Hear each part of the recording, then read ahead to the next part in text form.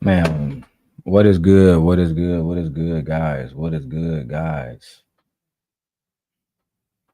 Let me go to this camera. What is good, man? Welcome back to another episode of the Darrel Long channel, hosted by your boy Darrel Long. We chilling here today. I was supposed to go to work today, but we got snowed in, and now I guess we chilling. So I'm going to be doing a plethora of different reactions today. I'm actually gonna grab my headphones. Hold on. No. Yep. My headphones is blocked by a whole bunch of cords that I don't feel like moving. But anyway, so I'm gonna be doing a whole bunch of different reactions today, guys, and doing some editing on my other computer and playing 2K in the background. I will drop the link. The only thing I ask is that because I'm trying to actually get really good content, is we don't disturb the content. And I'm gonna get my headphones now. Give me 1 second.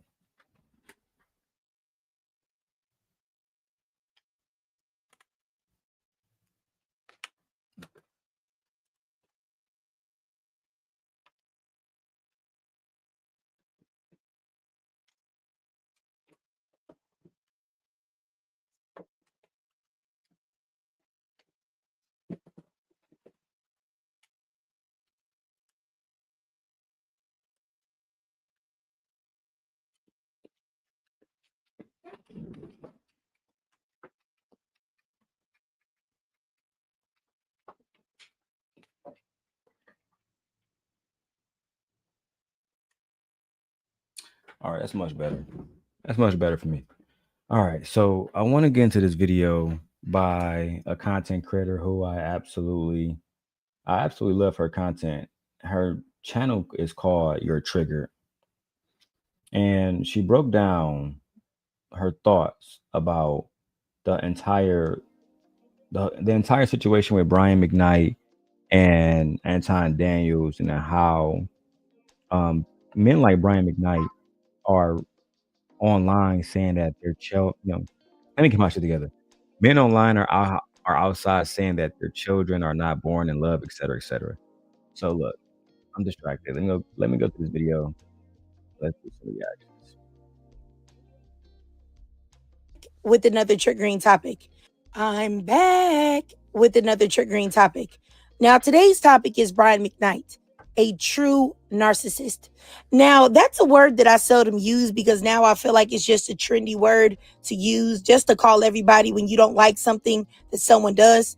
Now, I'm not saying that people don't use the word narcissist correct. Hmm. I'm noticing that on my let me do a few things because I don't want this to. There we go. Let's see. But I think sometimes that they don't. And so just because of that, I just don't really normally use it. But honestly, I have got to use this word for Brian McKnight because from what I see, I honestly believe that he is as narcissistic as a narcissist can possibly get. Now, here are the 5 main habits of a narcissist. Just for some context here. The 5 main habits of a narcissist include a grandiose sense of self importance, a constant need for excessive Hold on. I don't like the. Is it good? I want to make sure the quality is good because sometimes the quality on the MacBook Air be messing up, and I should be using my MacBook Pro, but I'm trusting my MacBook Air is going to be able to do the job today. I would. The whole situation with Brian McKnight is this, bro. I'm not even gonna lie. I love Brian McKnight music. I grew up on Brian McKnight music, and it's almost like all of our major icons as far as entertainment and music goes are just dropping one by one. I was very disappointed in the entire situation with Brian McKnight, and I love how Your Trigger broke it down because she's a black woman, and as much as I criticize Anton and criticize Brian McKnight, we need black women to criticize these men. That's the only way these things are going to get any exposure, and that's the truth. Look at my other camera, Sony A 6700, guys. Anyway, Let me go back to this. And yeah, I'm definitely on my next stream. I'm going to use the MacBook Pro Max and see how it works in comparison. If it continues to mess up, I'm going to it might be a StreamYard thing. Anyway, let's go back to the video. Admiration, a sense of entitlement, a lack of empathy, and interpersonally exploitative behavior. These individuals often believe that they are special, are preoccupied with fantasies of success, and may be arrogant, envious of others, or believe others are envious of them. Now, and you know what? Before I even get into this, I forgot. Let me give y'all a quick disclaimer. This video was filled with my thoughts and my thoughts alone. Everything is all alleged. Nothing is factual. I do not know any of these people personally. I'm going to say the same thing. I'm going to say the exact same thing, actually. So this video is filled with my thoughts and my thoughts alone, everybody. Everything is alleged. Nothing is factual. I do not know any of the people in this video. This is a commentary channel. And I often use video clips and articles as a part of my critical review, along with fair use guidelines. Let's continue the video. This is a commentary channel, and oftentimes I use clips and articles as part of my critical review, right along with fair use guidelines. Now, I just want to say that I think at this time, we all know that Brian McKnight has infamously fallen out with his 3 children that he had with his first wife, a Black woman. And all of that is very important to know if you didn't. Now, I was already. Now, initially, I did not know the story of Brian McKnight falling out with his children. I had no idea that Brian McKnight had a strained relationship with his wife until about 2 or 3 years ago, to be honest, because it was almost like Brian McKnight was avoiding any public scrutiny. I never really heard conversations about his wife and what they were up to, et cetera, et cetera. I only heard good things about Brian McKnight. So when the news came out that Brian McKnight was being a bandit, that he was cheating on his wife, et cetera, to be honest, initially I didn't believe it. It seemed like another ploy to try to attack Black men, to try to bring Black men down. And being a fan of Brian McKnight's, my mother was a fan, you know, my aunties were fans. I'm thinking, no, this can't be true. Until his sons and the children spoke about it, that's when I realized it had to be true. It absolutely had to be true. Otherwise, I mean, he would address it, right? He would clear all these different things up, right? That's what I thought. Let's keep going. He discussed it with how he dealt with his son that was suffering from cancer that recently passed away. Yeah, see, I had no clue that his son had cancer.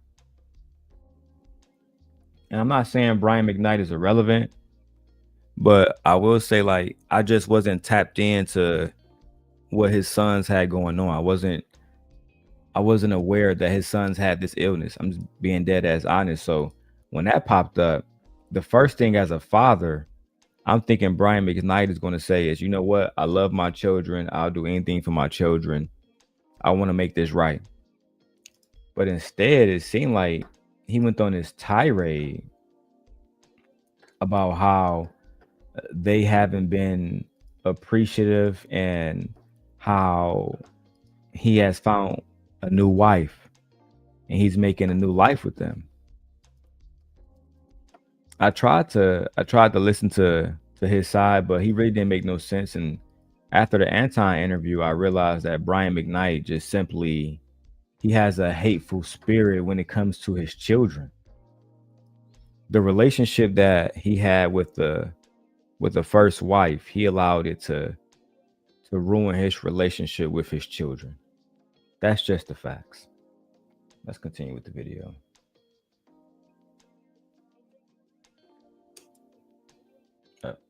But baby, when I saw clips of him with Anton Daniels, Anton Daniels, of all people, Anton Daniels, who is already a deeply narcissistic man himself, a self-hating man, a black woman-hating man, a raccoon who deeply despises his black wife, but is also too off-putting and visually unappealing to be with the type of woman that he secretly desires to have. Big back, big ball-headed, big back. Hey, I mean, that's how a lot of women view Anton. A lot of women view Anton as somebody who's not attractive, et cetera, et cetera. So, I mean, I don't really got nothing to say about that as a heterosexual man, but I will say this. When you have men who come into money and power and they're able to make money, at the end of the day, that's all that really matters because they're going to have access to a certain amount of women. That's just the truth. Don't matter what they look like, don't matter how they treat women, it don't matter. Like, none of that really matters to a certain amount of women. And as long as that's the case, you're always going to have women who are dealing with narcissistic men like Anton, right? I tell women all the time, like when I see women on those shows and then they complain about how they're being treated on those shows. And this is not a shot towards anybody. But what I tell them is, why are you on that show? Why are you, like, really, why are you there? Like, real talk. And I think, okay, um, there must be a reason why you're there. There must be a reason why you are involving yourself with men who clearly don't want anything to do with you, who clearly don't want to respect you, who clearly look at black women like they are less than. I mean, these are individuals who, some of these guys like Anton, you have a black wife, you have a black daughter, and still you talk so bad about the black community. You demonize black women so much to the point where black women, like your trigger, they have this opinion that you are a narcissist and it's only because of money that you have women around you at all. It's only because of the platform that you have built that you have women around you at all. Let's go back to the video. Ball-headed, big back.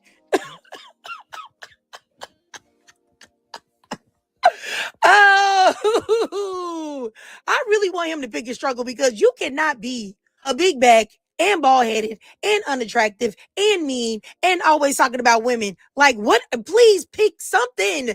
Do something right, Anton. Anyway, sorry, I'm getting carried away. Let me just keep going.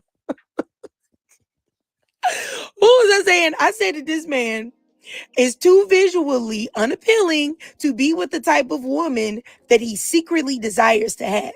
Let me stop right there. Do you guys believe that? Do you guys believe that the man in the manosphere, Anton Daniels, because that's who we're talking about in this particular video, do you believe that he's not visually appealing to get the kind of woman that he wants? So he shamed women, like your trigger is saying. Like, is there any truth to that? That's all I really want to know. Is there any truth to that at all? Or is this just shaming? Is this just a way to shame somebody who she feels unattractive? Because clearly he has a wife, so somebody feel like he attractive. Somebody feel like he attractive. Let's keep going, bro. Unless he is planning to finance that woman's whole lifestyle for a crumb of her attention. But I believe that he just seems to be too cheap to probably even do that. So he will probably make his poor black wife suffer with his company for the rest of her life. And that's very unfortunate. But I will say this, I think that it says a lot that Anton Daniels' platform is the platform that Brian McKnight felt comfortable to express himself on. All right, so I want to talk about that. I wish my wife was in here, but let me see if I can get her in here. Hold on, give me 1 second.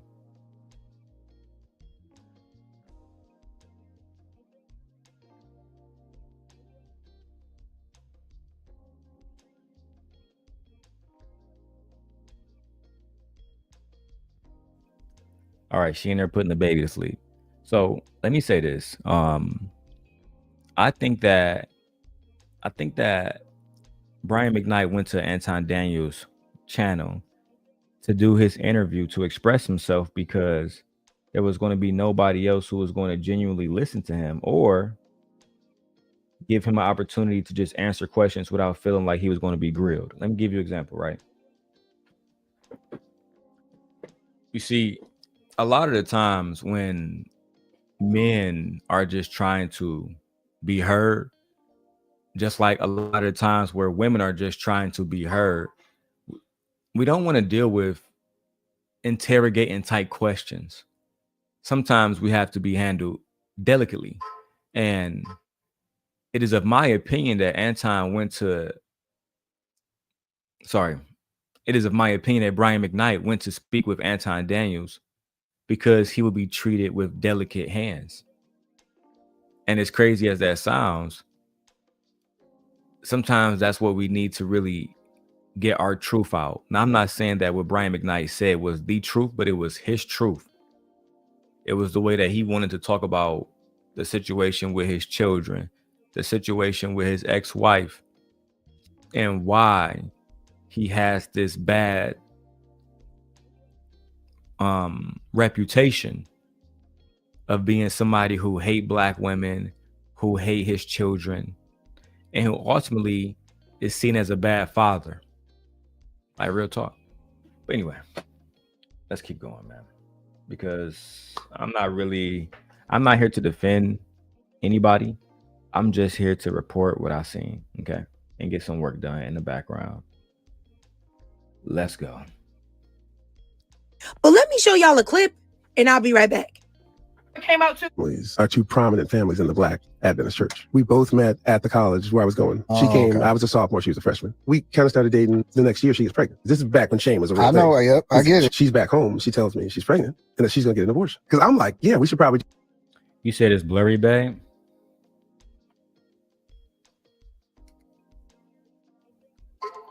Let's do a content check because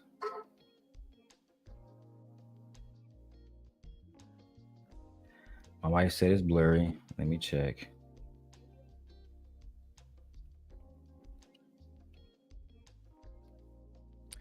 Is both of them blurry? Let me check the other ones. Both of them blurry? God damn.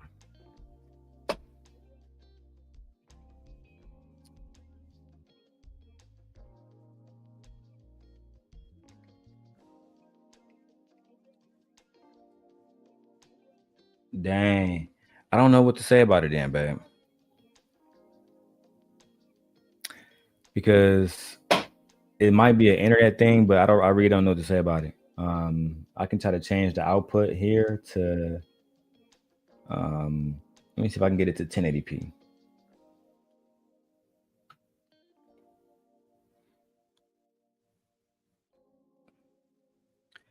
All right, so I'm just trying to see if I can get the output to change to 1080p because I want to look as crisp as possible. But this is why I have to continue to build my studio up. We'll see, man. Let me check this angle. Let me check this angle because I don't want to distract from the video. But thank you, wife, for letting me know. I appreciate you.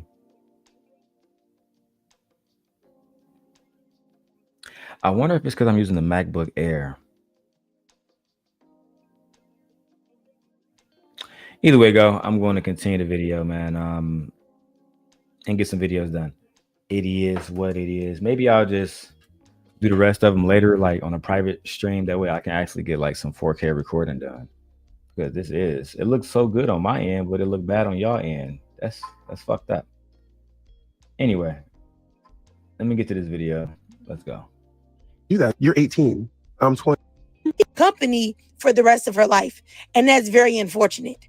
But I will say this, I think that it says a lot that Anton Daniels' platform is the platform that Brian McKnight felt comfortable to express himself on. But let me show y'all a clip and I'll be right back. Are two prominent families in the Black Adventist church. We both met at the college where I was going. She came, okay. I was a sophomore, she was a freshman. We kind of started dating. The next year she gets pregnant. This is back when shame was a real thing. I know, yep, I get it. She's back home. She tells me she's pregnant and that she's going to get an abortion. Because I'm like, yeah, we should probably do that. You're 18. I'm 20. Why would we? I'm just about to start this whole thing. Maybe this is the route we need to go. And she agrees. But I'm like, oh, dodged a bullet. I'm going out to sign my deal in California. When I leave there and get back to Huntsville, that's when she called me and said, actually, I didn't have the abortion. So now I'm like, I got to tell my mom. My mother, who played the piano and was singing in the choir every week. You know, in the Seventh-day Adventist Church, if your kid has a baby out of wedlock, you no longer can hold any church office. You can't sing up in front. You can't do it. You are held responsible for whatever the kids do. I honored my mother and I tried to do the right thing with a woman that I hadn't even known a year yet. We got married in September, baby in November. We had a sort of an agreement. You handle this. Before I give my my thoughts, I just want to say this real quick, guys. Shout out to Your Trigger. Make sure you guys go watch her video. Go tap in her channel. I'm going to tag her in the description. That's what I'm doing now. But I will say this. When it comes to the situation with Brian McKnight, there's a few different things that I thought was crazy. First of all, if you guys both come from prominent families in the church, why are you having sex before marriage? Why are you having sex before you actually honor his will? Let's start there. You wasn't trying to honor her. You was trying to have sex with her. You was being disobedient to God. You were not leading by example. You did the same exact thing that Adam did in the Garden of Eden. Okay? You bit into the forbidden fruit. It's just that simple. You bit into the forbidden fruit, my brother. That's what you did. You didn't tell her, hey, I want to get married first. I want to honor both of our parents. I want to do the right thing. No, you wanted to get some coochie, and that's exactly what you did. No ifs, ands, or buts about it, bro. What irritates me about men like Brian McKnight, and the reason why I paused it right there is because Your Trigger has a section on her channel that she calls spiritual gaslighting. And she talks about how men use Christianity as a way to try to basically keep women in shackles, like as a way to justify their bad behavior, as a way to justify why they cheated on their wives, as a way to justify why they are being bad fathers, etc., etc. So to me, Brian McKnight is doing that right now because he said, I only marry her because of God. But if you was thinking about God so much and honoring your mother, why did you have sex with her in the first place before marrying this girl? I think that was immature on your part. And now as a grown man, you want to still shift the blame to your mother and shift the blame to Christianity and shift the blame to ultimately your first wife to make it seem like she did not deserve the same grace that you was trying to get from your mother. It's crazy. Because if you got married and you barely knew her for a year, that means that she got married and she barely knew you for a year. And if you did this for your mother, did you force her into this marriage? Did you tell her, I love you, I want to marry you, I want to be with you? No, you didn't. You was an absolute bandit. And that's why I, as a black man, as a husband, as a father, as a brother, as a son, I could never support Brian McKnight ever again. And thank you for exposing yourself. Thank you for letting us know who we need to stay away from, who we need to not teach our children about. Thank you, Brian McKnight. I'm not changing diapers. I'm 20 years old. This was not what I expected to do. You made this decision. You're going to handle that, and I'm going to handle this. Yeah. When you make that bargain, you say, hey, you're going to take care of this. This is your responsibility. And they say, got it. And you go and you do what you have to do. You're expecting that to be the case. But we don't realize that people will tell you whatever it is they want to tell you to keep you there. And so that first argument, then the real thing starts to come out. But by then, you're looking at your life, you're like, well, and I had this conversation with my mother, like, why did you have me do this? You tried this, it didn't work. Now you got me doing it. Right. It was tough, but I'm already in it. We separated 4 times before we ended up getting divorced.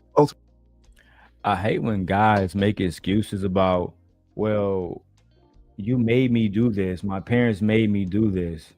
Nobody made you get married, bro. You wanted to get married. And you know what? I've been going easy on Brian McKnight, but it's time for the Simp God to turn back into the Simp God and talk about how these bandits are leaving their families on purpose. Let's talk about it, bro. Brian McKnight, you got with your wife and marry her only because you wanted a good public image to sell to black women. You misled your wife into thinking that you were going to be a good husband when you never had any intentions on being a good husband. That's just the facts, bro. Oh, babe, I think it's slow because it's snowing outside because of the snowstorm. Anyway, yeah, I'm pretty sure that's why, because we have a major snowstorm right now. They actually got shit shut down. Anyway, man, I get tired of black men making excuses, and Brian McKnight is just another black male who decided to come online and make a fucking excuse about why he is not getting the results as a man that he feel like he deserves. Why he's not getting the respect from his children that he believes he deserves. I believe this is something that Brian McKnight should have handled in-house internally. There's no reason for the public to know about this shit at all, Brian McKnight. At all, bro. Let me keep going. I gotta do some more stuff with our settings in YouTube Studio, so the audience that so the audience on my wife channel can tap in. I thought I did this a few days ago, but I did not. So let's keep going, guys. Really, anyway. How far into the marriage would you say the first separation? 2 years. Because you were married for what, 13 years? Yeah, 13. So why not just break off? Why stick it out for 13 years? For the kids. I was never in love with their mother. I wasn't. They weren't made from love to begin with. And I said this before, and people got so mad, this obligation that just because you lay with somebody now, it's sort of an 18-year sentence of some kind, or beyond that, because it's forever. There's resentment there. But at the same time, you do have these children, and you want to try to do your best to do right by them. If we were never supposed to be together like this in the first place, but we have these children, we both have to do what's right for them. And you're right. What we should have done was just separated for good then. What's that nail in the coffin that then leads both of you to come to the conclusion that you guys are no longer good together, regardless of whether or not you have kids or not? I think we all. But the thing about it, though, right, Brian McKnight, is I can genuinely understand that with the first child. With the first child, you know, you guys were young. You have 2 young individuals who have sex. They make a child out of wedlock. They're in this high-profile family they are a part of this high-profile family that's a part of the church. And I get it. You guys felt pressure. You guys felt like you didn't want to be ostracized by the community. But what about the second child and the third child? What about that? Because you was not 19 and 20 at that time. You were a grown man making grown man choices. So what am I supposed to do with this? Am I supposed to say, well, Brian McKnight, he made mistakes. Those children weren't born out of love. He was forced to get married because of the church. I think a lot of the times as men, we make excuses for our failures instead of just looking ourselves in the eyes and saying, you failed. You failed. You failed in your first marriage. You failed being the father that these children needed you to be, not the father that you wanted to be, but the father that these children needed you to be. You failed. And it's hard for Brian McKnight sometimes, in my opinion, for him to grasp with the idea that his children don't love him. His children don't share a connection with him. I think that's hard for him, man. Let's keep going. Always knew we weren't that. She may have been lying to herself if she thought otherwise. For me, when I realized I could parent those boys without her, I could be a good parent. I could be there for them and I could give them what they needed from me without being married to their mother. Do you think that the kids were the thing that kept y'all together as long as you were? Absolutely. And here's some video footage of Brian McKnight back in the day, totally contradicting what he just told Anton Daniels. And it's crazy because now look at you. Black women like your trigger is pulling up all of the videos of Brian McKnight talking about his wife before all of this stuff went down. And he had nothing but nice things to say about his wife. He made it seem like his wife was the most important part of his success. She was the most important part of the music. And now it's the exact opposite. Now it's the exact opposite. And I don't know, man. It's absolutely crazy how things turn out when Black people just try to love each other. I'm genuinely tired of seeing Black relationships fail, especially in the public eye. If you're going to go through all of this bullshit, I feel like it's best to just do it behind closed doors. But that's my opinion. You can go back to the video right now. How do you juggle it all? First, you're a dad. I am a dad first, but I have a wonderful woman at home that understands what I do. So she ends up being both parents a lot of the time. So my hat has to cleanse what I do. So she ends up being both parents a lot of the time. I have a wonderful woman at home, and she ended up being both of the parents most of the time. So you saying that your wife was doing your job and her job? Sure, that sure sound like exactly what you're saying, Mr. McKnight. It almost like she was a good wife. It's almost like she deserved to be treated better. Brian McKnight. A lot of the times men don't want to admit that they are the problem, and Brian McKnight in this situation was the problem. There are no if, and, or buts about this. Let's keep going. So my hat has to continually go off to her. And I try to be there to do all the things I possibly can. I'm married, I have children, and it's an okay thing. You know? Yeah. I don't think that the women out there who are my fans like me less because of that fact. No. Well, my two boys, BJ is my oldest, Brian Jr., and Nico, his younger brother. I'm the most proudest dad on the planet Earth. I want to thank my wife, Julie, my boys, BJ and Nico, for the sacrifice they make for me to be able to do what I do. And honestly, this is exactly why. That's what we're talking about when we talk about men who one day they're praising their wives on a public stage, saying, I couldn't do this without my wife. She's the most beautiful thing in the planet, etc., etc., etc. And now you shitting on that same person, throwing this white woman in her face to make it seem like she's better when she's not. And I just don't understand that. Why not just stand down and say, hey, listen, we had a few bad years. I'm sorry this happened to us, and I don't want us to end up like this.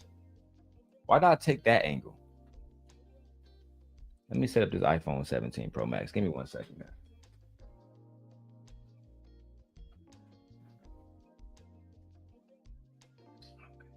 There.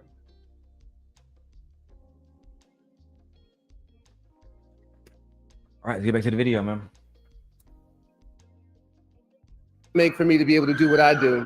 And honestly, this is exactly why I've made the spiritual gaslighting series, because there is a lot of hypocrisy going on in the Christian community. A lot of false Christians, a lot of fakes that cannot be trusted. A lot of people that don't do anything godly, but want to fake like they are something that they are not.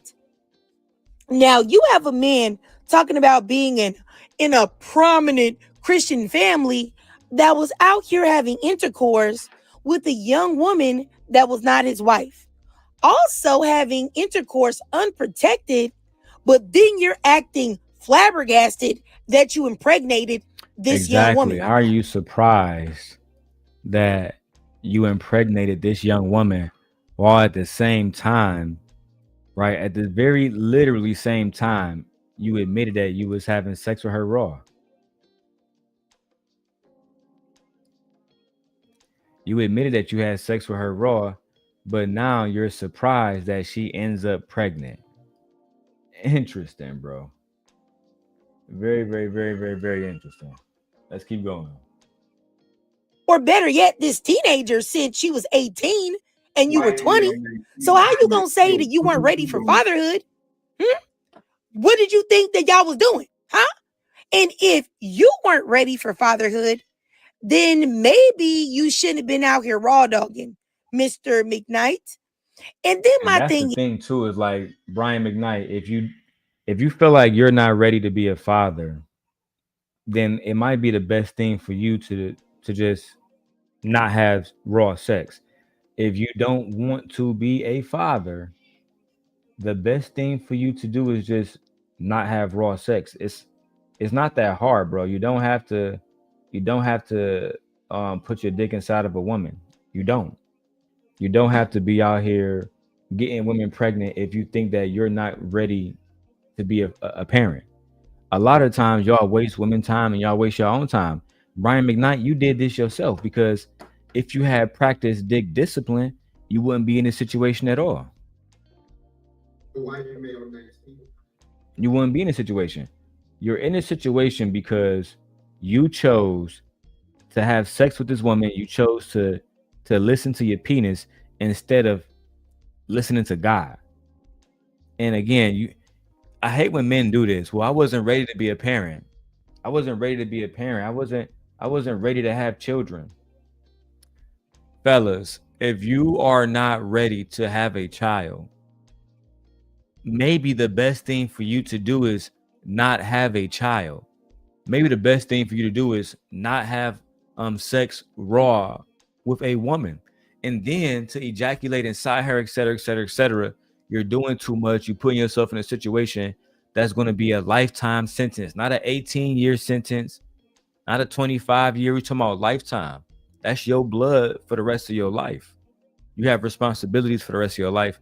I think that when I was a young man, you would hear older men talking about this, but now who is talking to these young men now?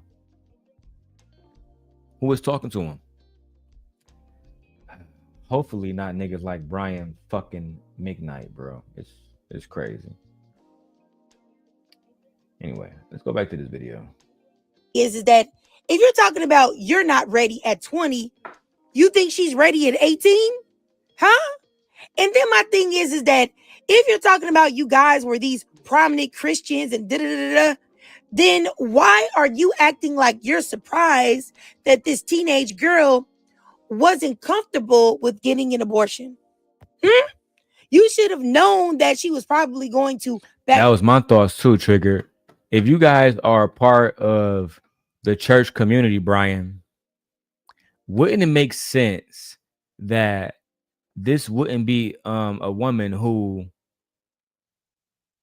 would just get rid of her baby? Wouldn't it make sense that because she is a God-fearing woman, despite her sinning with you and taking part of having a child, wouldn't it make sense that she would not want to get rid of her baby? Or did you not think about that when you impregnated her? Did that not cross your mind that she would think, you know what, I just don't want to go through with this. I don't want to do it. You never thought about that, huh? Because you were a bandit. Because you're a bandit. Let's keep going, man. Like I said, I'm doing some video stuff in the background. My wife is the only one over here in the chat holding me down. Feel me? And look, fellas, take that as a sign. You know how many friends and brothers and cousins I got? And my wife would be the only one in the chat holding me down.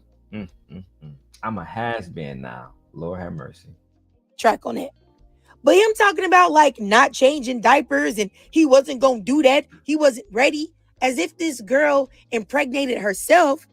or as if this girl doesn't have to carry that child and do a lot on her own, or as if this is like the movie Fallen, where you just touch someone and now they become possessed and become impregnated. That's wild.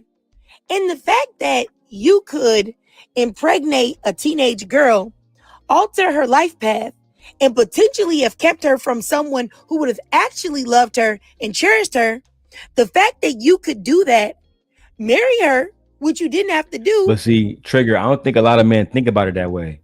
I don't think that Brian McKnight thought, when I married this woman and never loved her and made children with her, that I also never loved. I think Brian McKnight was thinking, I'm doing myself a favor and I'm doing her a favor because she about to be with a rich man.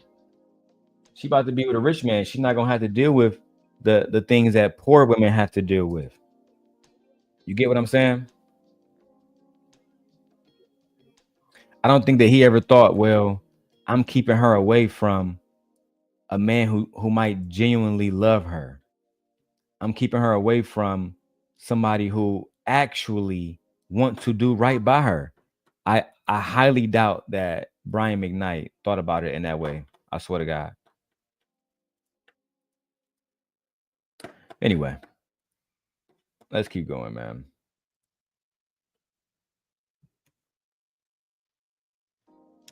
But then turn around and tell the world about how you did it and you never cared for her at all.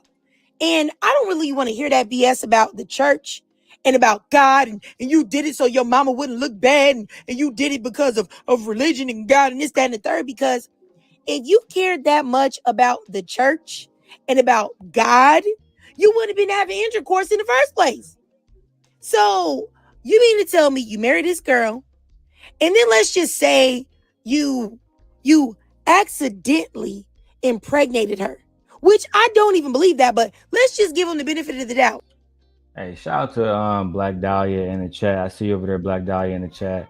Black Dahlia, change your avatar so I can start showing you stuff because I can't put up the naked girl on the avatar. They'll flag my channel for that. And then shout out to my brother D-Town in the chat. Man, D-Town, come holler at your boy, man. Your boy trying to do a 12-hour stream like I used to. We snowed in today here in Chicago. You know, I work in Milwaukee, but they completely snowed the fuck in. So it is what it is, bro. I was supposed to be at work today. Amazon called and said, hey, man, it's too dangerous to even have you out there on the road today. And I shut hey. Is it still blurry? Is it still blurry?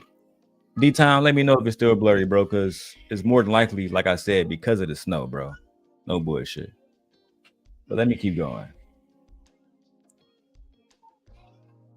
That the first time she got pregnant, it was an accident. But then you go on to have two more children with this woman. And that was my ultimate point is like, how are you saying that you didn't love this woman and you wasn't trying to be in her life, et cetera, et cetera. You the children were not made in love, but at the same exact time, you continue to have babies with her.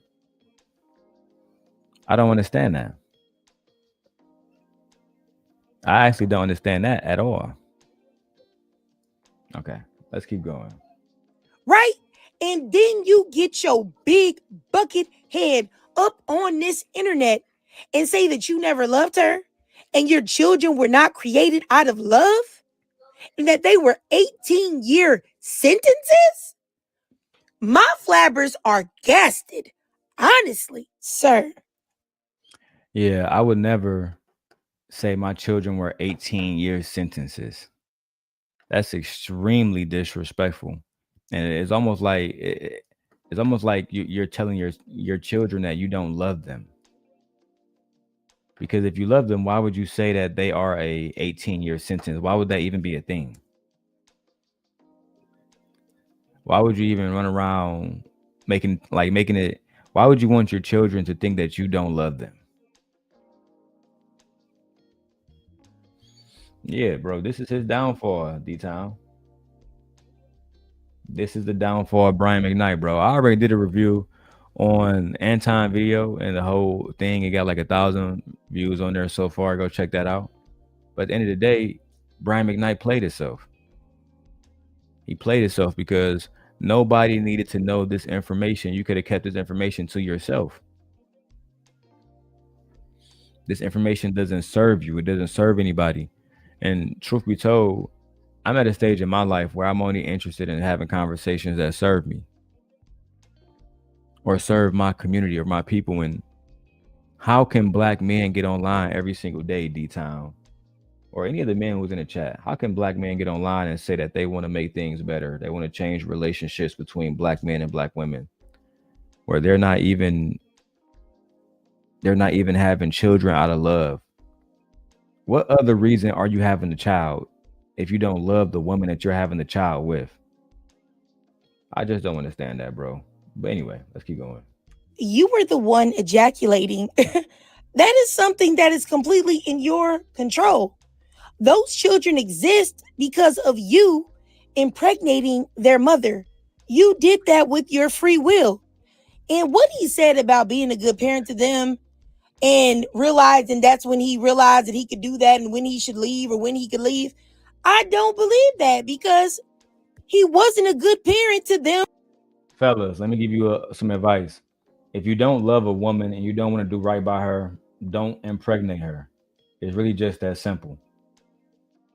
Do not get a woman pregnant if you're not planning on being a good father, a good husband, a good co-parent, and a healthy one. Because ultimately, that's why so many of our children grow up with so many different disorders. Because y'all out here, like Brian McKnight said out of his own fucking mouth, you're out here creating children with women who you don't love at all, bro.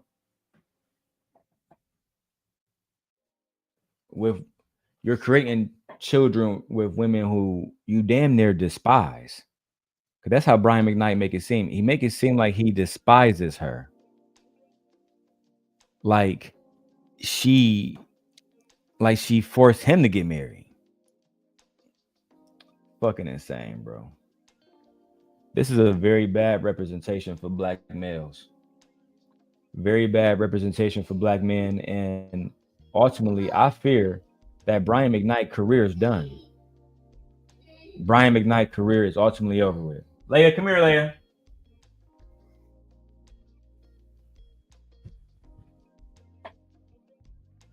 Let's keep going. Without her, according to his own children, he fell out with all three of them.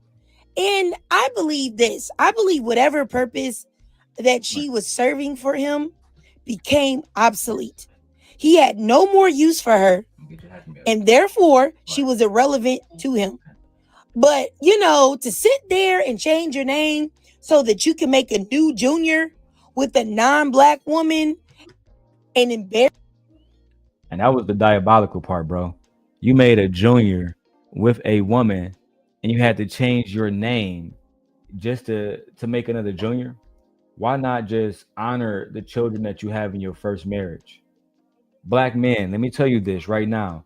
You cannot, just because you go out and create another family with another woman doesn't mean that your former family is not still your family. That's still your family. That's still your family, whether you like it or not, whether you think it's fair or not. That's what it is. A lot of men have this notion that they can go get another woman pregnant and it negates their responsibilities to their former household. And I'm afraid that's just not true.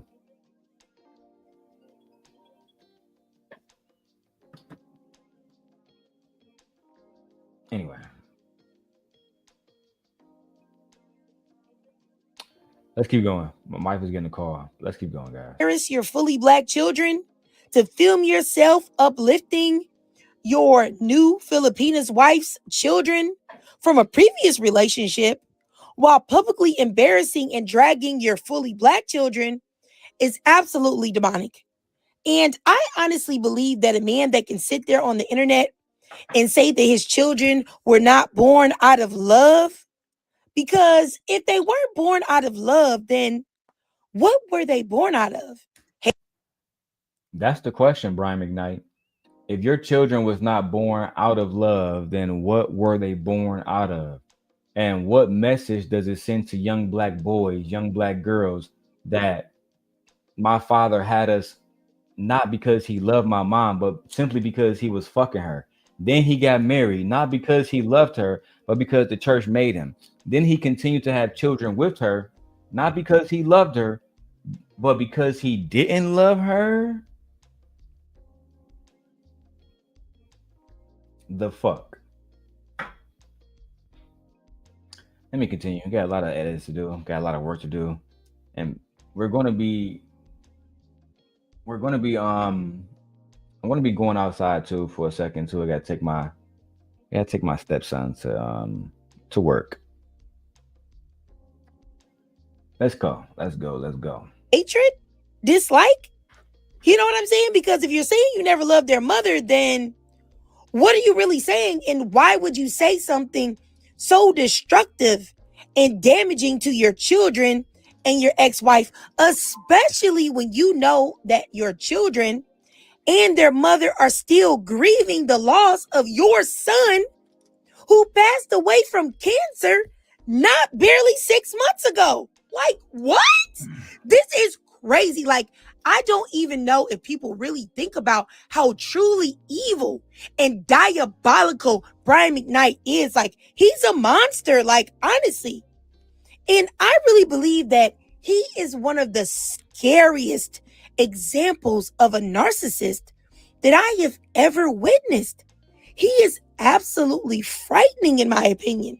He is a literal demon. I think that the word narcissist is used very loosely these days, but Brian McKnight definitely fits what a narcissist is. To care about yourself so much that you don't care about your son, to be so tone deaf that your son who just passed away from cancer, you act like that's not a big fucking deal. And to me, that was the last straw for me with Brian McKnight. Your son just died of cancer a few months ago, and you don't even have the common decency enough to let the family not be in the public eye. You win this lawsuit against the mom, you go absolutely fucking berserk. You absolutely go fucking berserk. As if she didn't just lose a child. You're that tone deaf, that insensitive.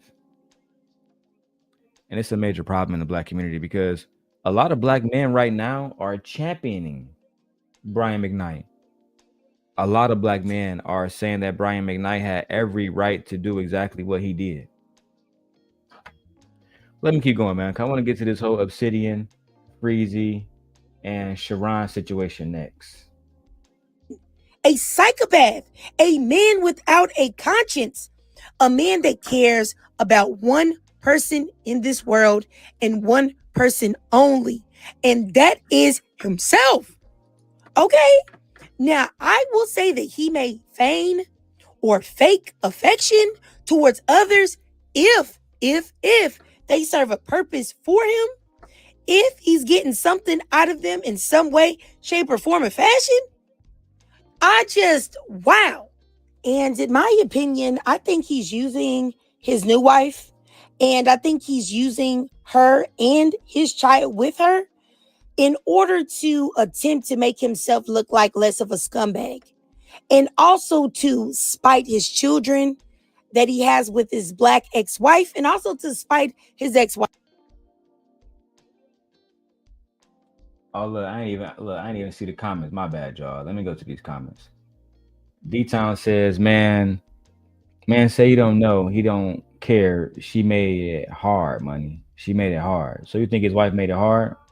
D-Town, drop the link, man. Come talk to the simp guy like old days, bro. I'm rebuilding the channel. Don't worry about it. I'll be back in about, give me a year, D-Town. Give me a year. D-Town says, pay your child support and move on, money. My wife says your trigger is right. Most of them males are low lives and are anti-black. So D-Town, do you think that Anton should have never did an interview with You know what I'm saying? With Brian McKnight. Wife, do you think that Brian McKnight made a fool out of himself? And let me move my camera because I don't want to be right here with all the comments and shit. Can't even see myself. All right, there we go. I'm cool with that. Let's keep going. And shout out to everybody watching over there on Twitch and Twitter and TikTok and Instagram. I love y'all. Let's go. And, you know, I think that anyone with half a brain cell should be able to see that Brian McKnight is an absolute monster.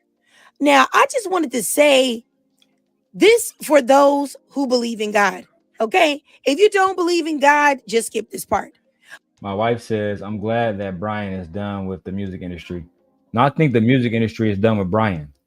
The music industry is done with Brian. The music industry don't want anything to do with him no more, because what respectable artist wants to work with Brian McKnight today? Nobody. There are no respectable artists that wants to work with Brian McKnight today. That's just the truth. And it's because how you treat your children say a lot about how you do in business and everything else. If you're not a good man to your children, how can I be assured that you're going to be a good business partner to me? How? I don't know, man. I think that's Brian McKnight's problem. And that's why this is the downfall of Brian McKnight. But this is for those who believe in God and who may be a Christian. I believe in God and I am a Christian myself. But there are a plethora of fake Christians that have us out here looking crazy because of their hypocrisy and their evil deeds. But it is supposed to be like this. It really isn't supposed to look just like this. They're actually supposed to be the majority. The fakes, the phonies, the ones that say one thing and do another. Please know that. And do not allow these demonic, devilish human beings to stumble you. But anyway, Brian McKnight, I honestly believe that he will become a prisoner in a jail of his very own making in the future. I think he already there, Trigger, because his music is not selling the way it used to. His audience has all but abandoned him because they just don't want to deal with the bullshit. They don't want to deal with the bullshit. And I really don't blame them. I don't want to go to a concert singing songs about love, knowing that this man don't love his wife. I don't want to go do songs about love, knowing that this man don't love his wife, don't care about the one person that he should care about in his life. Hey, babe. Babe. Babe. Is Aegon asleep? Okay. Let's keep going. Because a man with character as bad as his is will never, ever, ever be truly happy in this world. Now, it may not happen today. It may not happen tomorrow. But karma will eventually knock at this man's door. The way he has treated his first wife, Julie, and their children will not go unanswered. But I digress. If you watched this whole video and you truly enjoyed it, then please do me a favor and drop a 2 down below in the comments. And you already know why, because what? Brian McKnight is boo boo. And if you can't donate to my Cash App above to help support the channel, that's no problem at all. Just do your girl a free favor. Follow me on TikTok. I do live stream there exclusively. So if you want to talk to me, have a chat with me in real time, that's the place to go. And also follow your go follow your Trigger, man. Go tap into her channel. I fuck with Shorty. She really dope. Her content is dope. She's one of, in my opinion, the best female content creators out there, bro. If not one of the best content creators, period, out there, bro. And now let me go ahead and drop these the comments to let her know that I watched to the very end, because I'm solid. I'm so solid, bro. And bro, if y'all can see my system over here, it's crazy. Let me show y'all a little bit. So I see I got this second monitor. That's how I'm watching all of the YouTube videos on, bro, and it's crazy. Like, I really love like my setup in here. Me and my wife, we are doing great things. Let me see. Great video. Me and my wife. Oh, wrong thing. Wrong fucking one. Great video. Great video. Me and my wife love this channel. All right. This is my iPad right here. I'm edited on. Clearly, that's the PS5 right here in the background, et cetera, et cetera. So anyway, man, make sure you guys are tapping in. If you guys are enjoying the stream, I would definitely love to hear more from you guys. All right. Anyway, now I'm done with the Brian McKnight video. Let me go find Freezy's video. Mumia Obsidian. I'm gonna type in Freezy now. I just type in Obsidian name. Mumia Obsidian Ali. And let's see if we can find it. It looked like Obsidian's on a tour right now, just doing live streams with everybody. And look, when I type in Freezy, when I type in Obsidian name, Freezy video don't even come up, bro. Oh my god, bro. I don't want the one from 5 hours ago. I want the one where Sharon was on there talking crazy. Where's the first one? Did he put it on members only? 4 weeks ago. I think this is the one. And debating Sharon don't really know how to debate.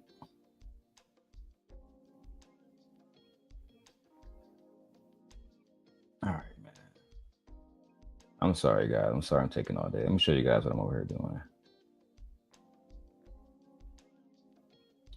I'm trying to find the exact points. I didn't get timestamps because I'm only really interested in the part with Sharon. The part with Hamp and all the rest of the guys. These are guys who are going to just be dick sucking Obsidian.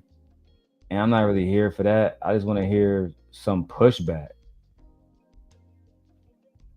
Nah, maybe I'm at the wrong one, bro. Maybe I'm at the wrong one, bro. All right, let me go to live streams. Let me go to most popular. Because it got to be his most popular ones. It got to be. God damn, it's not. Bro, do y'all know which one of the videos where Sharon went back and forth with Obsidian? Or has this nigga been working with Obsidian for 2 or 3 months now? Ruthless Truth, VIP, Sonya Massey, Black Manosphere Get Heated, and Debate with Freezy and Hamp. The Rise and the Fall of the Black Manosphere. Let's see what this one's about, bro. I'll be on my way to. If I can't find the specific part, I don't really want to do this shit.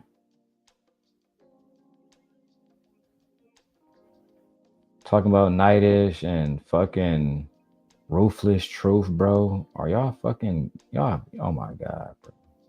Pathetic, bro. I should have came prepared. And I did not come prepared. This is my fault. I take full accountability. Well, I guess now we gotta watch one of the videos. They did a 11-hour live stream just yesterday. Obsidian was up here breaking certain shit down. And the first person that came up was Uda. Did Sharano come up on this stream? And what's the highlights of this shit? I ain't trying to watch these niggas all fucking night. Ain't no fucking way, bro.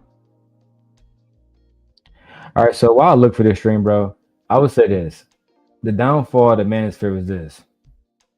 The manosphere has no more relevance. The manosphere has no relevance at all because, in my opinion, really old people like y'all.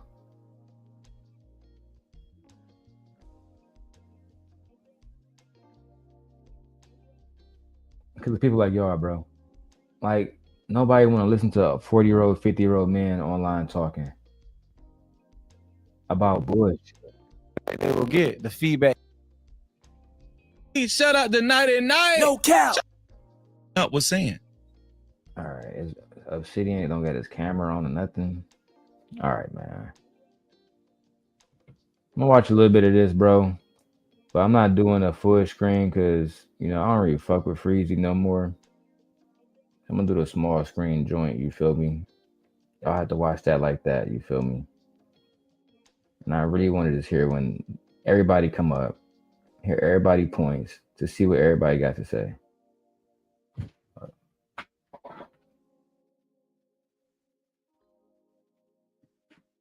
No, see, he reviewing. No, I'm not about to do this one. This is a review when he talked to him. Fucking, this might be risky. I think he put that shit on members only, bro. No cap.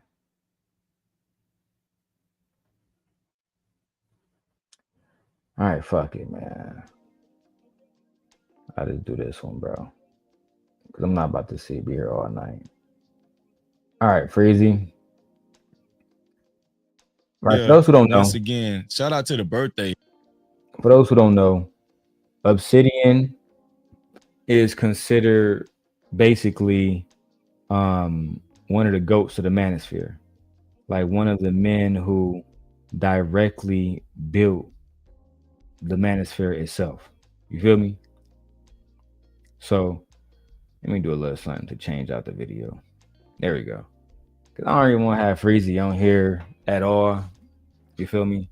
We can just do the video like this, and we're gonna do it. Let's have a good reaction. Let's go. Man, it's always a blessing. I say it's a blessing to get older. It's full of wisdom, you know. These young bucks, they always try to pick at us old guys, Obsidian, but it's a blessing to make it to our age. What you say about that? Well, you know, there's a very interesting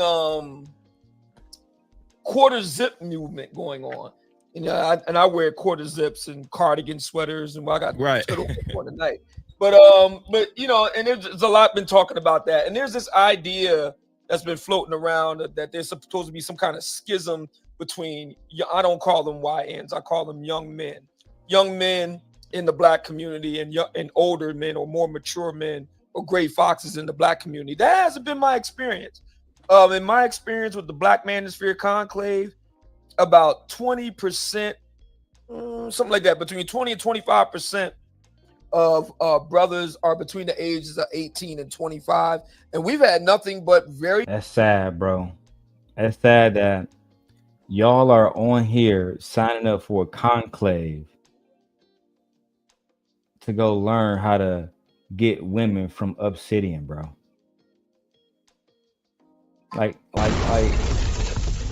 and Freezy, what is the point outside of you clout chasing? That's all you doing. You're clout chasing. This video isn't going to help anybody. This video isn't, like, y'all not helping nobody over there talking to Obsidian, talking about the manosphere. You know what the manosphere is? Let me go find my... Matter of fact, I'm right here in front of my other computer. What am I doing? Where's my manosphere script? You want to talk about the manosphere? I got you. I got a whole script prepared for the manosphere.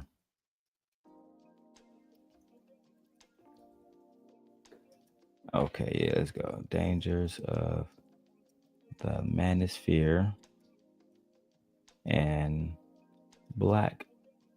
how black women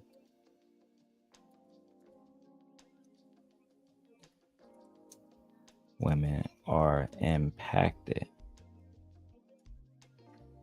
Yeah, let me go get this document ready because we're gonna break down why the manosphere is dangerous why the manosphere is ineffective, why the manosphere has had negative implications and negative impacts on Black people and on Black women, why the manosphere, why they have misogynistic points of views, and why ultimately they have failed. Manosphere content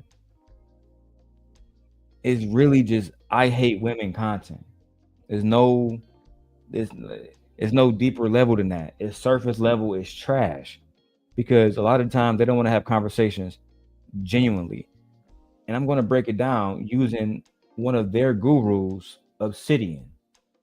And Obsidian has been on my show once. He's welcome to come back, right? But I want to have a conversation genuinely about my thoughts and my thoughts alone. So let's keep going. Positive experiences with them. Brothers come out to the younger brothers come out to the conclave. They get STEM training in the high tech. And they get a chance to fellowship with older brothers. Many of them we don't have any formal type of mentoring system, anything like that. It's very informal. Guys just we don't have any formal mentoring system. It's very informal. Just say you don't mentor these boys. That's all you gotta say. Just say that y'all are there to talk shit about women in general, not even just Black women. Y'all are there to talk shit about women, period. And to say that y'all are there to have some type of brotherhood. The thing I hate about the manosphere is it's not a brotherhood if you're going to single out other men. You're saying that simps are not allowed. Men that love their wives are not allowed to hang out with y'all. And we can't teach y'all how to have a successful marriage like I do. I don't understand that. Anyway, let me keep going with the video. I haven't even watched the video. Let's go. Gravitate to a brother, an elder brother that they look up to and admire, and they kind of shadow them over the weekend. It's been very positive. So I mean I can't speak to everybody's experience, but in my experience and those of my conclave brothers, we've had nothing but positive experiences with the young brothers, and I am elated that young brothers are dressing the part. A big part of success is a big part about a success is showing up for it. Yeah. And one way that you show up for it is how you look. And my good friend and dearly departed brother Kevin, I affectionately refer to him as Saint Kevin. He talked about the power of image and the importance of image, the Black male image. And Coach Prime said it best. When you look good, you feel good, and when you feel good, you play good, and when you play good, they pay good. It's good enough for Coach Prime. It's good enough for me. These men are just selling y'all niggas wolf tickets. They've been selling y'all wolf tickets for so long that y'all don't even see it, bro. I don't know too much about what Obsidian got going on now. And I didn't watch Freezy first interview with Obsidian. But unless we're having a conversation about the young lady Kimberly, I think her channel is for Harriet, then we're not really having a conversation. Obsidian, this man right here, was kicked off YouTube, right? Was kicked off YouTube because he harassed a Black woman.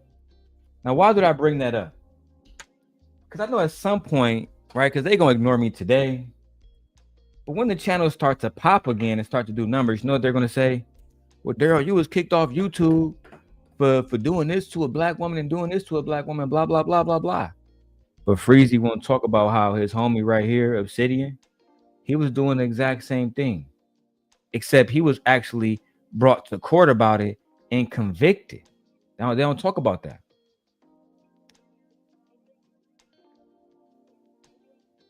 You see, there's so many videos of her talking about how he harassed her and her boyfriend, how he took it offline and made it something personal.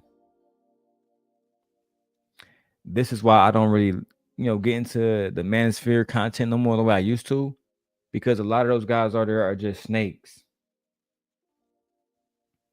They are just snakes. There's no ifs and or buts about it. Anyway, man, let's go back to that video.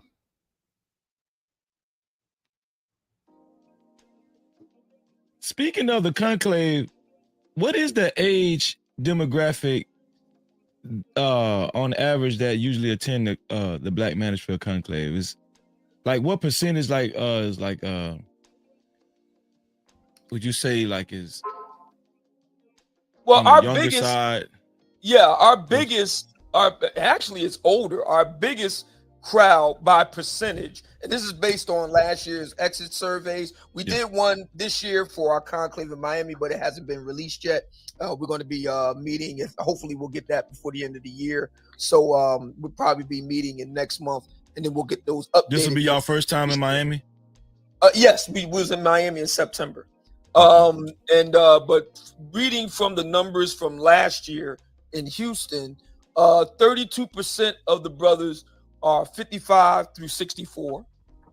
Whoa. From last year in Houston, 32% of the brothers are 55 through 64.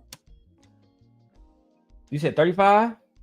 32% of the brothers are 55 through 64. Boy, so it's a whole bunch of old men between the ages of 55 and 64 years old. I don't understand that, bro. Why are y'all old men going to Manosphere conclaves to meet this guy, to meet Obsidian? Have you, like, bro, I don't understand how y'all have fallen so far from grace to the point where you can't even get a woman to say hi to you, and you don't know how, to the point where you got to go talk to other men. I've never been in that situation. I thank God every day for my wife. I thank God every day for my mother and father instilling confidence in me, so I don't have to come online begging Manosphere daddies to teach me how to be a man. Because it's low-key absolutely insane. 35% of y'all from the ages of 55 to fucking 68 basically are going to Manosphere conclaves and doing what? After you go and talk to these men in a Manosphere, what do you learn? Do you go back home and apply, right? Because knowledge is only powerful if it's applicable. So do you go back to your hometown and get all the pretty girls to submit to you after you talk to Obsidian? No. Do you go back home and get a wife to cook and clean a meal for you? No. You don't get shit. Except Obsidian get money in his pocket. He get a book sold to you. And for y'all why would you buy a book that's talking about Kevin Samuels when you can just go support Kevin Samuels' family by watching Kevin Samuels' channel?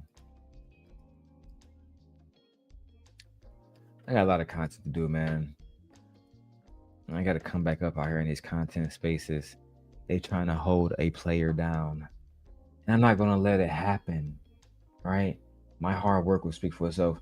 And the one thing I would never do is subject my wife to me going to a Manosphere conclave, coming back with all type of notions about how women are less than, and then ultimately, because if I think women are less than, I'm going to treat women less than.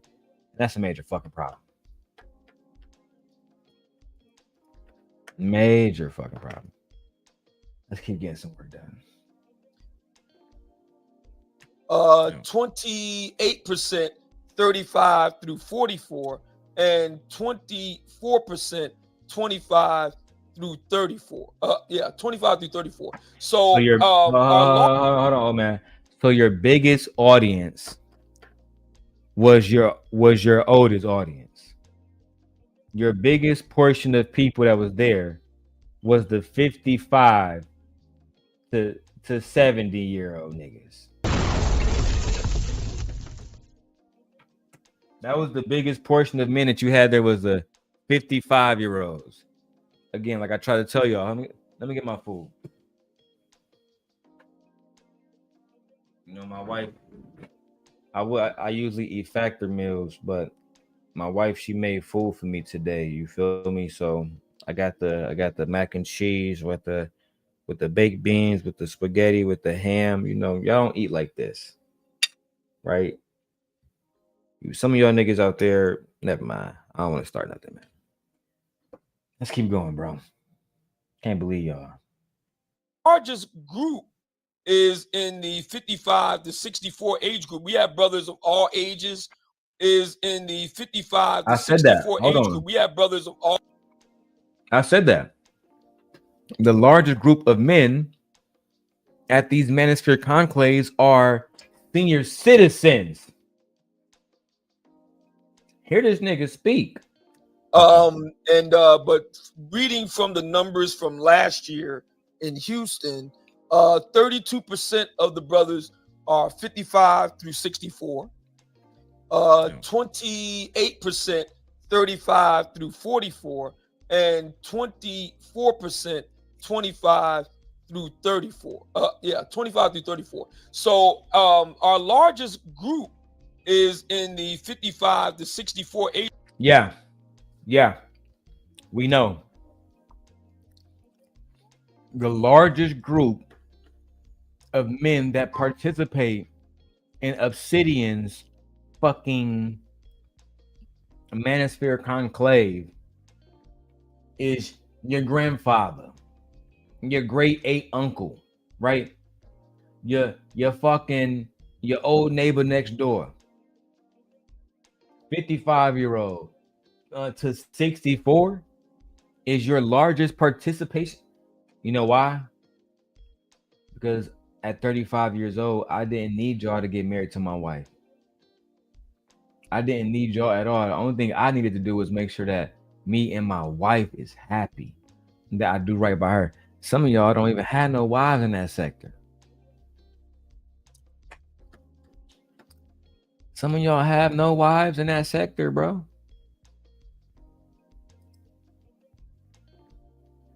Anyway, let me keep going. Got some other stuff going on. Let's get it.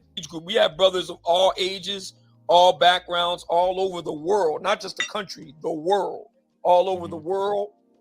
And we're all united in the pursuit of excellence in all things we do. I mean, we cover everything. STEM training, a lot of guys making really good money. Style. How you covering STEM training with no doctors? There's no doctors at these conclaves. And if anything, we need to actually send the federal government over there to check y'all out, because it's giving fraudulent behavior. How are you training doctors? And these niggas just say that they're training black men at manosphere conclaves on stem cell research.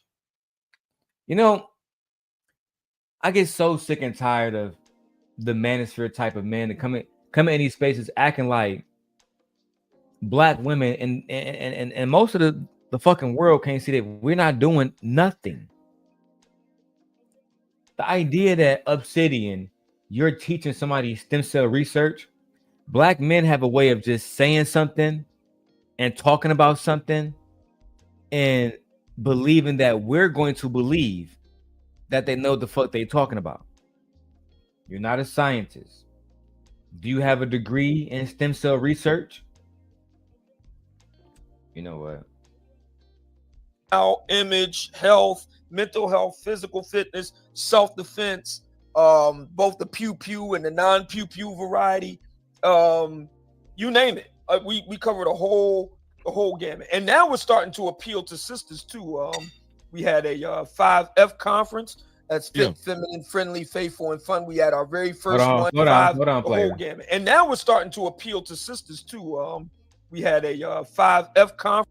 So they have something that they call the 5F now. Okay, fill me in, man. Fill me in. What is that? That's fit, feminine, friendly, faithful. Feminine, friendly, faithful, and fun. We had our very first. And fun. Hold on. The whole gamut. And now we're starting to appeal to sisters too. We had a 5F conference. That's fit, feminine, friendly, faithful, and fun. We had our very first one in Miami. Fit, feminine, friendly, faithful, and fun. Okay. Fit, feminine, faithful, friendly, and fun. Okay.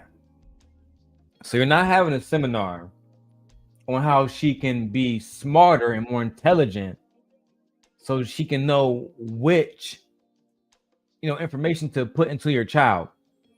You're having a seminar so she can be more fit, more friendly, more feminine, more fun. And you niggas are 60 years old. We just confirmed that the biggest portion of your fucking manosphere conclave is 55 to 64-year-olds.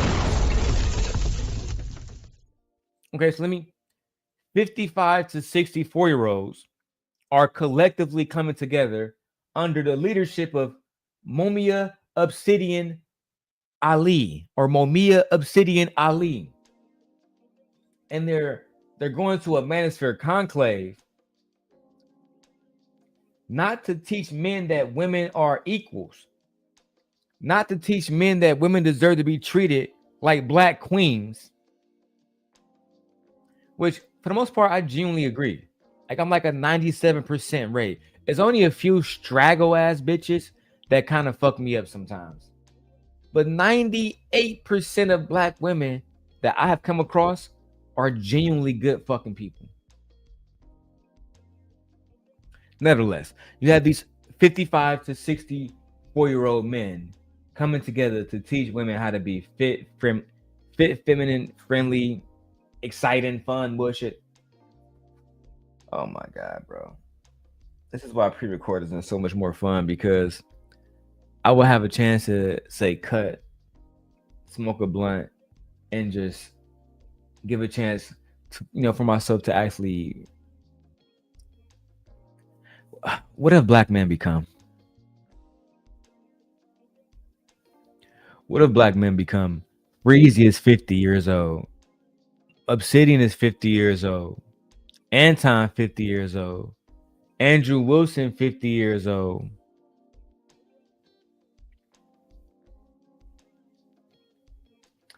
I see why my wife is the way she is. Real talk. Let's keep going, man. I don't want to prolong this one. It seems like I'm getting a whole bunch of fucking nothing here. I mean, already we've got sisters coming out of there pairing off with brothers from the conclave. So really, so it's really, really great. Oh man, that's enlightening, man. Shout out to No cap. Hold on. Pairing off with brothers from 5F conference. That's fit, feminine, friendly, faithful, and fun. We had our very first one in Miami, and already we've got sisters coming out of there pairing off with brothers from the conclave. So really, so are they married? Really great. Hold on, sir. Oh man, that's enlightening, man. Shout out to So Obsidian is saying that during this conclave bullshit that they had, and they had a fit, friendly, feminine, fun exercise for the women, that afterwards they came out partnered up with with a man from the conclave. But are they married? Anybody can get buzzed down at any time. Are they married? Let's keep going, man. I gotta post more videos. That way the algorithm can pick me up. Oh my God. You know what? I have to learn to stay humble sometimes, because when you know that you deserve to have 3,000 people listening and you only have 13, oh my God. But I love all 13 of y'all who are watching, for the record. Let's go. Shout out to that. It seems like, well, let me start by saying this, because I recognized you about 3 weeks ago as being, when it came to the big three of the black manosphere, I'm gonna say you're recognized as the first one that was dedicated to this movement. What I've noticed over the years is that What I've noticed over the years, Freezy, is you've grown to be a bitch. Obsidian didn't do anything else outside of start a sector called the Manosphere that predominantly bash women. That's all that was, bro. I can't believe later on, years later, you're giving these niggas all this credit. The same dude who I was sitting on the phone with, who will be shitting on the Black Manosphere, shitting on Anton Daniels. And the first time you got a chance to work with these niggas, to capitalize off basically demonizing black women, you couldn't wait to join the fucking freight train. You should be ashamed of yourself, bro. Real talk. And I mean that shit. The other two guys kind of started veering off and doing other type of content. I don't know if they felt like it wasn't as favorable or profitable. Fucking Southern men sometimes. Oh my God. The Manosphere content became unfavorable because men in the Manosphere were attacking women. You have this man right here, Obsidian, and you're acting like the Fort Harriet situation didn't happen. I'm this close to spending the next few hours breaking down why Obsidian was kicked off YouTube and what he did to Kimberly, also known as Fort Harriet. Is this easy for me to go get it? So when you talk about why Angry Man or other different individuals stopped associating themselves with the Manosphere, it was because people were getting demonetized. It wasn't good for a business model. And at the end of the day, YouTube themselves start to see it as an attack on women. It's just that simple, bro. All this dick sucking you doing, Freezy, clearly not helping you. I saw you yesterday streaming with Obsidian. Y'all had 100 live people. Clicked on fucking Ilkhan Ali and Fatty shit. They had like 300-400. So again, you need to figure out how to actually have talent if you want to persist in this game. That's all I'm trying to tell you, big dog. Whatever, man. Let's go. To actually stay in the Black Manosphere content or informational realm. What? I don't remember seeing you veer off anytime. It seems like you've been dedicated from start to now. Would you say that's accurate? Yeah. My brother Angry Man, he's very much still in a Manosphere mode. O'Shea Duke Jackson veered off and did something called the Celebrity Jump. He's seen success with that. I think it's a great thing that the three of us that started out together at around the same time 10 years ago, we all kind of branched off and went and did our own things. I was approached to kind of be a part of what would become the Black Manosphere Conclave, and I leapt at the chance because I was like, wow, this is really a great opportunity 5 years ago to bring this, what we're doing online, into the real world. And my heart is with Black men of all ages and all backgrounds, all walks of life. I want to see Black men live richer and literally richer, as well as metaphorically, richer and fuller life. What are you doing to make those men money? I'm willing to bet nothing. I'm willing to bet that you are doing nothing at all to help them actually make money. I'm willing to bet, as a matter of fact, that they can hang around you for free at all because y'all not real homies. That's what I'm willing to bet. I'm willing to bet that you and them aren't genuinely real friends. They don't got your number. They can't call you if they really need to talk to you. They can see you at the next conclave if they got a ticket. Let's have a genuine conversation. Lives. And so I really feel blessed and fortunate to be part of the Black Manosphere Conclave. But I'm very happy that the Angry Man and O'Shea Duke Jackson have gone on to do their own things, and now I wish them nothing but continued success. the reason why I brought that up, because I know Angry Man, he kind of changed up his content too. I used to be a moderator in Angry Man's chat. But I can see that when it comes to you, I can see more of the dedication. I can see the conviction as far as the Black Manosphere movement. Oh my God, drop this nigga nuts, bro. When it comes to you, Obsidian, I can see the dedication. I can see the love you have for Black men. I can see it.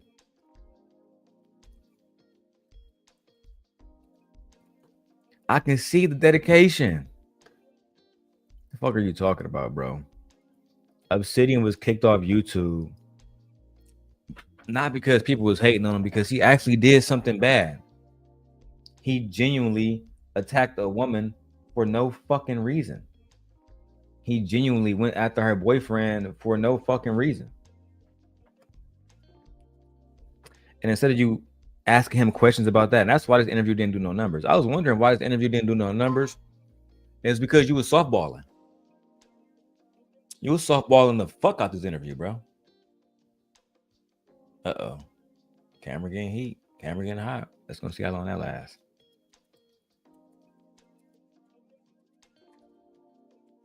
I'm doing other stuff over here too, guys. I just don't understand it, man. I don't understand it at all.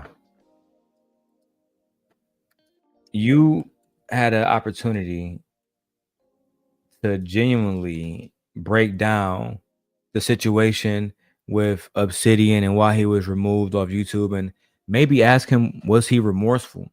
Would he do anything differently?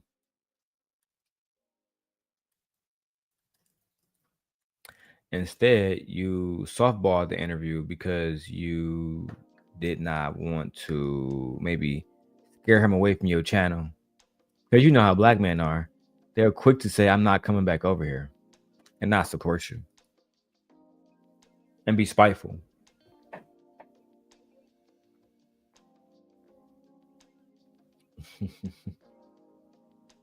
Look, shout out to my wife being the only person holding down the chat for the Simp God. God damn, let's go. Not saying that, you know, they weren't dedicated to it very much so, especially at one point in time. But I will say, honestly, I've seen more consistency throughout your span in comparison to the other guys or whatnot. And that's not saying anything negative about them. You know, people have to do what they have to do, what they feel like was best for them. But I also want to ask you this, as far as last week in the conversation. How did you feel like the conversation actually went? Just for starters, just your initial thought. What do you think about the conversation last week? Well, you know, a lot of people have strong feelings about me, strong feelings about what they think they know about the conclave, strong feelings about the Black Manosphere overall, but mainly strong feelings about me. I honestly don't think I'm that important to get all worked up over, but I'm in the distinct minority. A lot of people really, you know, get worked up. Sharon got worked up, and I wish I could find him. I had to go watch. I definitely have to watch Sharon video. I don't. Breezy is giving no fucking pushback. Now I gotta go to Sharon video. Oh my fucking god! Let me put this bullshit down. Niggas about to bore me to death. I know y'all bored because I was bored. Let me tell the truth over here.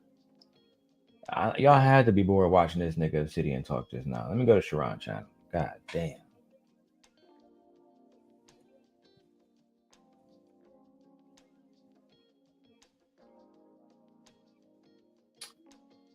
Let's see what Sharon versus Obsidian.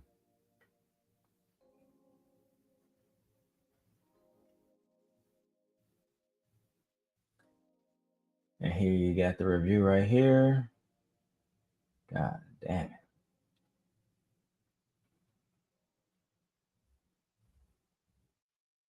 Q Butter came up there. Sharon, you only got 3 comments on this video? All right. At least Sharon got the fucking video up there, bro. Jesus Christ.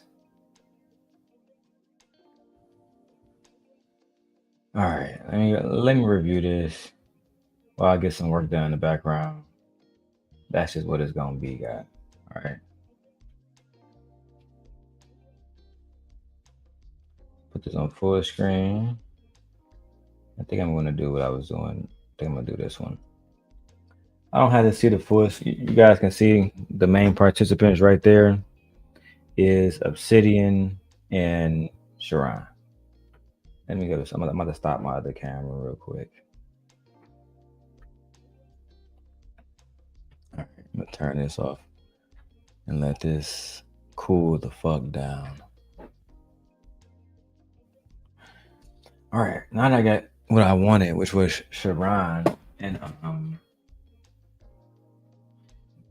Obsidian, let's go ahead and get this party started, which is basically me talking to the camera myself and reacting to videos. Let's go.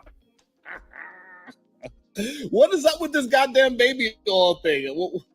What does this mean? Why do y'all call him baby oil Udo? What did he do with baby oil? Please, somebody put me on so I can understand. But without further ado, let's start it off by breaking down this sad man. And I think it's always funny because when they call somebody sad, right, they always say, I'm feeling blue. And look at his appearance. He has a blue light on him, dressed in a blue hoodie and a blue Yankee fitted. This. Oh yeah, I'm gonna have to find the original one because see, Sharon don't make no fucking sense. He talk like he talk like he's married to a white person. That's what he talks like. He talks like he's married to a white person, bro. Who even thinks about the blues in that way? But anyway, man, let me keep going. I got videos I gotta add. It's so sad, and he's sad because out of the last 2 years of his life, he's been following the Manosphere talking point, and now he's in solitude. He is single and clearly not in shape because the Manosphere talking about getting in shape. They doing blood work. I know on that one I agree with Sharon. The niggas is not over there getting in shape. That's a lie. Most of the guys over there in the Manosphere are low key completely out of shape. And that goes from Anton Daniels, he's fat. Obsidian is fat. Angry Man is fat. Most of the niggas over there is just they old, bro. I can't even really go off on them like on these dudes because they old. You know what I'm saying? I would feel bad talking any shit about somebody like most of these dudes is 55, etc., etc. These dudes are weak, bro. And they're gonna stay weak. Let's keep going. Shicey bomb, ba.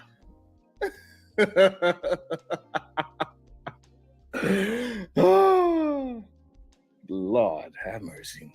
So let's listen to this cholesterol-filled man have his complaint. And this is the problem with the red pill. The red pill is an estrogen pill. And this is the part that they don't want to talk about. And this is why they be feeling this way. This is why they have so much female emotions, right? And it's not good for a man to be so imbalanced that he is mainly in his feminine. And see, and that's the issue, right? So when we call a man a girl, it's not to say that it's something wrong with a female, but it's something wrong with a male acting as if he is a female. Something wrong. That means what Sharon is trying to articulate is that sometimes men have bitch tendencies. I would never say he's acting like a woman. Men have bitch tendencies. That's what it is sometimes. Sometimes men act like bitches. Period. There's no if, and, or but about it. Sharon is one of them. Sharon is one of the men that every now and then he says some shit that makes some sense. But most times he's acting like he's on his cycle. He's acting like he's having his period. That's just the facts. Let's keep going. this chemical is imbalanced. And we see that a lot of men in the manosphere, they have a chemical imbalance. They are some, I'm not going to use the B word. A lot of men in the manosphere are some unstable creatures.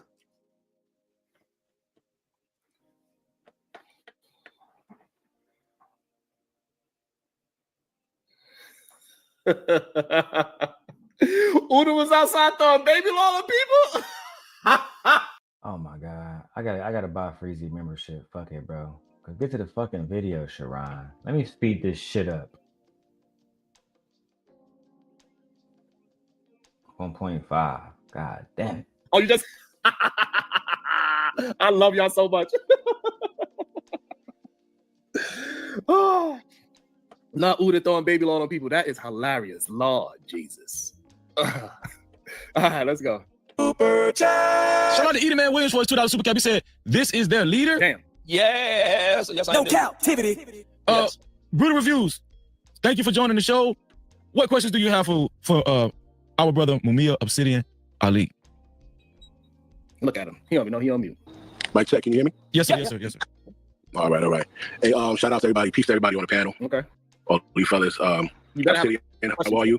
Hey, what's going on, man? Nothing much, man. I first heard about you through Kevin. Really, the reason why I called in is because I wanted to give a different answer to a question earlier, in regards to why does the manosphere talk so much about black women.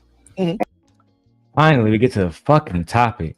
So this black man is about to enlighten us about why the black male manosphere talks about black women so much. Let's hear this bullshit. And the answer I would like to give to that is, honestly, black men are under attack by black women more than any other demographic on the planet. Black men are under attack by black women more than any other demographic on the planet. Okay, now we're getting somewhere. Make your point, sir, Black King.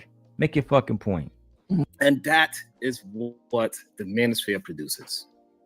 It actually turns black men into victims. And then it gives them a space where they can all vent together and share this victimhood. My apprentice is correct. My apprentice is correct. The manosphere, speaking of the manosphere, let me actually give some dialogue myself. Right? Let me get some dialogue myself. Can't let Sharon have all the glory, right? So guys, I want to talk about the manosphere and the manosphere's war on black women, right? Exposing the real dangers that the manosphere posed to black women. All right, so we're going to talk about how the manosphere isn't just toxic online rhetoric, but it's actually dangerous. It's a dangerous ecosystem that has real world consequences. And I can prove this, right? I can prove this. They know this. And these consequences couldn't be more severe for anybody else than black women. In this video today, now that I got my shit together, we've been here for like almost 2 hours. My mind is on right now. In this video, we're going to be breaking down what the manosphere actually is, how it operates, and why black women bear a disproportionate burden when it comes to the hatred that's spewed online and the violence that's spewed in real life. We're going to talk about Kevin Samuels, Fresh and Fit. We're going to be exposing the grifters and the ideology that is very harmful to black women. Again, because we're 2 hours in, make sure you guys subscribe for more deep dives into social issues affecting the black community. If you want to see more content like this, drop a comment down in the chat below and let me know, and share some of your experiences or some of your thoughts, because I definitely want to talk about why black women are being treated the way that they're being treated. And I want you to hear it from black men in the manosphere themselves. Let's go. You can hear the high cholesterol coming out his throat. Renee, his love is wild. I'm telling you. This is how they feel. So this is the part that needs to be addressed by the forefathers of the manosphere. Mumia, Obsidian, Ali, Angry Man, y'all need to be checking these dudes because they are confused. they believe that y'all are not just pointing out degenerate behavior within our community. No, they think that they are under attack by our Black women in the community. And they have a certain kind of resentment for damn near all Black women in the community. And you're not recognizing it and you're not checkingizing it. What the hell's a checkinize? I don't know. The fuck are you talking about, Sharon? Checkinizing it? Just when you thought you left the manosphere in good hands, you get this bullshit. That's what I'm talking about, bro. But I am happy to know that, Sharon, you get a timestamp. This was 5 days ago, so I can go check Freezy video from 5 days ago. But for now, we'll react to yours. But you got to start correcting these men that's in the dark, that is feeling blue, feeling lonely, got a lot of estrogen around their neck. You got to get these young men to walk 15 minutes this way and 15 minutes that way. Do at least 2 push-ups a day, and that will help get the estrogen away. And maybe they could get to 10 and 20. Than any other demographic on the planet. Mm-hmm. When just last week. And the main problem is instead of Ali correcting. Yeah, I can't watch Sharon video, bro. I just can't do it, bro. It's too much commentary, etc., bro.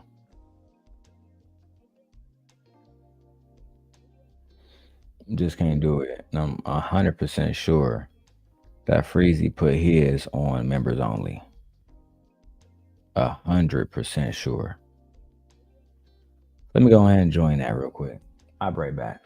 Let me go to a different video, bro, because I don't want to react to this one. I'm low-key tired of listening to mediocre content. It just is fucking trash, bro. It's low-key super fucking trash. Let me go ahead and renew this membership on here. Cause that shit was, I couldn't believe what the fuck I just heard, bro.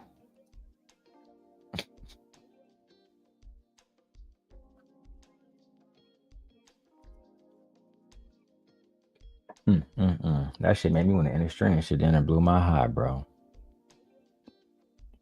Matter of fact, that's what I'm gonna do. I'm gonna end this one. I'm gonna come back, bro. Cause I can't do the live streams. We need more people here. We need more engagement. It's hard to do it when you're by yourself over here. But I'm gonna leave this up. I'm not gonna take it down. That being said, I'm out of here. Peace.